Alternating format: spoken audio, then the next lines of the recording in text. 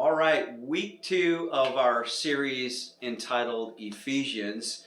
Hope you took good notes Sunday morning because we really want to challenge you to share and encourage each other with your own notes.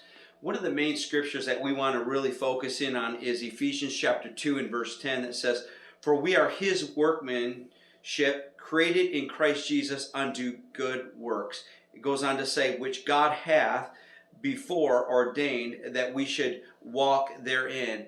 And we really, on Sunday morning, took a look at the difference between being a Christian and being a true disciple of Jesus. And one of the things that we said is being a Christian is a noun, but being a disciple is a verb. And then we also looked at Matthew chapter 5 and verse 14. It says, "Ye are the light of the world. A city is set on a hill cannot be hidden. Neither do men light a candle and put it under a bushel, but on a candlestick, and it gives light unto all that are in the house." And so when we talk about good works and we talk about light, it means being out there where people can see you. We've seen where Peter was called to let down his nets. Maybe it was a little uncomfortable, inconvenient, but when Jesus shows up and asks us to do certain things, and even though it might not be something that we want to do, but because Jesus asked that we just go ahead and do that.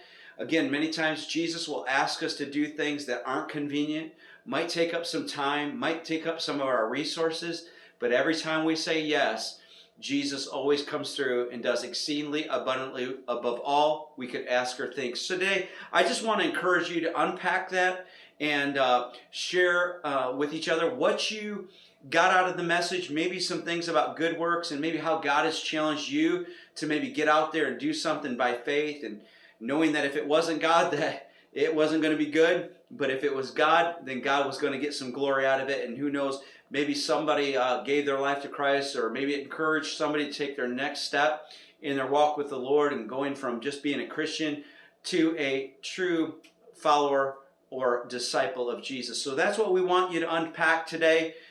We also want to let you know that not only did the Father choose you, but Jesus chose you, and He has a great plan and a purpose for your life. And even though we might not feel qualified, when Jesus asks us to do things, we know that He wants us on His team, and that we can look forward to being on that winning team, because with God all things are possible, and Jesus has never lost a battle. With that, I'm going to turn this over to our hosts for our life groups. You all have a good time, and we'll see you next week.